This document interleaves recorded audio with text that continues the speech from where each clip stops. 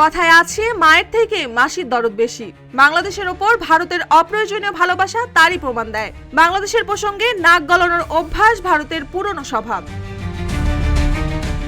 সম্প্রতি আবারও এমনটাই ঘটেছে একজন প্রবীণ সংখ্যালঘু নেতার রহস্যজনক মৃত্যুকে ঘিরে। দিনাজপুরের রাস্তায় পড়ে থাকা নিথর দেহ ঘিরে জমে উঠেছে এক কূটনৈতিক নাটক। মৃত্যুর কারণ এখনো অস্পষ্ট, কিন্তু ভারতের ভাষ্য শুনলে মনে হবে যেন গল্পটা লেখা হয়েছে কোনো রাজনৈতিক চিত্রনাট্য থেকে।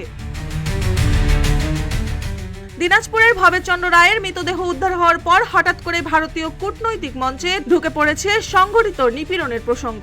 দিল্লি বলছে এটা বিচ্ছিন্ন কোনো ঘটনা নয়, বরং হিন্দু সংখ্যালঘুদের ওপর ধারাবাহিক হামলারই ধারাবাহিকতা। ভারতের পররাষ্ট্র মন্ত্রণালয়ের মুখপাত্র রণধীর জয়সওয়াল এক্সে পোস্টে বলেন, ভবেশ রায়ের অপহরণ ও নির্মম হত্যা নিপীড়নের অংশ। সংখ্যালঘুদের ওপর আক্রমণ বাড়ছে এবং অপরাধীরা রয়ে যাচ্ছে ধরাছোঁয়ার বাইরে। তবে এ ব্যাপারে ঢাকার সুর সম্পূর্ণ ভিন্ন।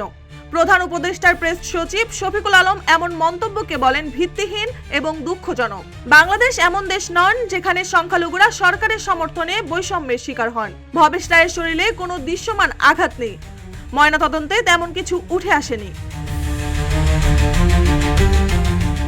তিনি আরো জানান, মৃত্যুর প্রকৃত কারণ জানতে ভিসেরা বিশ্লেষণ চলছে এবং রিপোর্ট পাওয়ার পর উপযুক্ত পদক্ষেপ নেওয়া হবে। কিন্তু ভারত রিপোর্টের অপেক্ষা নয়, তারা যেন আগেই লিখে ফেলেছে এক গল্পের উপসংহার। একটি মৃত্যু মানেই নিপীড়ন, একটি বিচ্ছিন্ন ঘটনা মানেই কাঠগড়ায় গোটা সরকার। ফরেনসিক রিপোর্ট যখন অপেক্ষমান, তখন কিছু দেশের রাজনৈতিক ব্যাখ্যা যেন প্রস্তুত আগে ভাগেই। ভবেশ রায়ের মৃত্যু কি ব্যক্তিগত নাকি কৌশলের রূপ দেওয়া এক রাষ্ট্রীয় আক্রমণে? প্রশ্নটা শুধু মৃত্যুর নয়, প্রশ্নটা বিশ্বাসের, প্রেক্ষাপটের এবং কে কাকে নিপীড়ন বানাতে চায় তার। মার্জিয়া মৌ, রূপালী বাংলাদেশ।